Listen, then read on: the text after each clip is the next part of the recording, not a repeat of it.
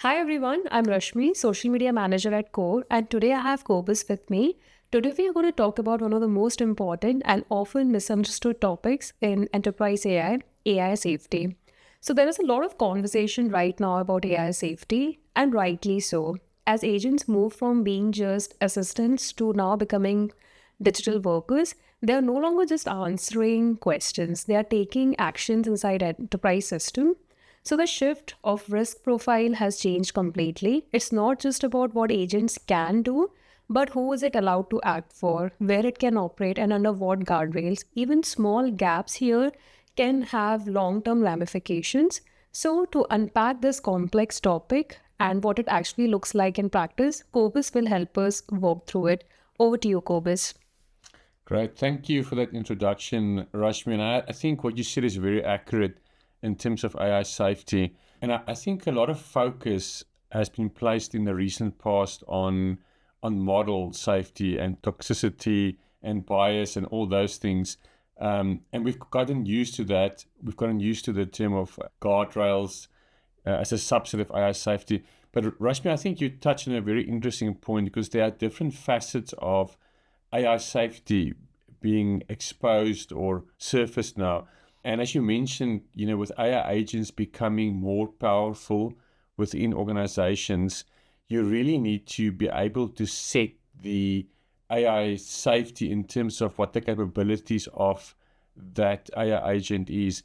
But I think, for the purpose of this discussion, something that really interested me recently was the people that's allowed to work on the AI agent, right? So now you have this AI agent, and I think that's what you alluded to. Now you have this AI agent, this powerful entity within an organization.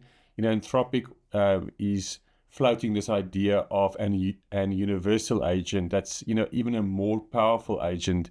And the question is, how do you control people's access to this agent that works on this agent? So I almost want to liken it to a construction site, right? And people have access to this construction site and different access to different tools, different tasks. And somehow you want to have access control in terms of what people are capable when working on a quite a large and powerful AI agent. I love this analogy of construction workers because this really fits in here.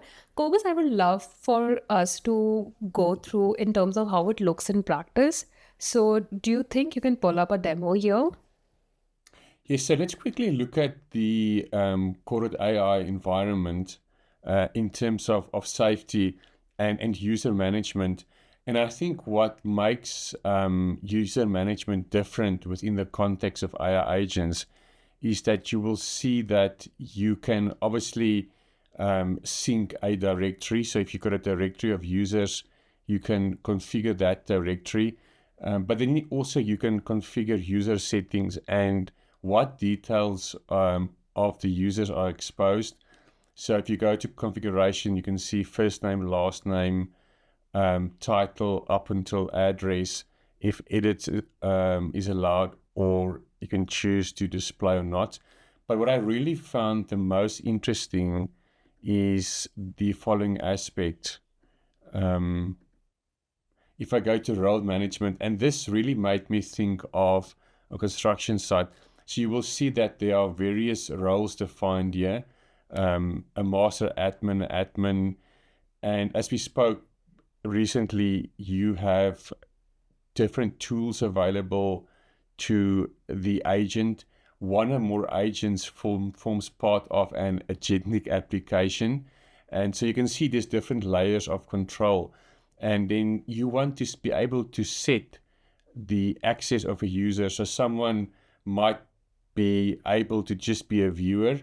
You can have someone does the administration of the various tools, that can manage tools. As we spoke about last time, tools are the hands and feet of our agents who can view the tools. And then you go to a more authoritative level where you have access to agentic apps. And what I really find interesting is that you can duplicate these. So it's highly customizable. So you've got this base set you can start with, but you can also view what what levels of access this user has in terms of models, prompts, evaluation, and it's a new type of user management, all within the context of AI agents. Thank you so much for this walkthrough, Cobus. We have seen this topic being discussed a lot in theory, and it is great to look at it in the practice as well. And I will chat soon with you and unpack some other topic as well. Thank you so much. Great. Thanks, Rashmi.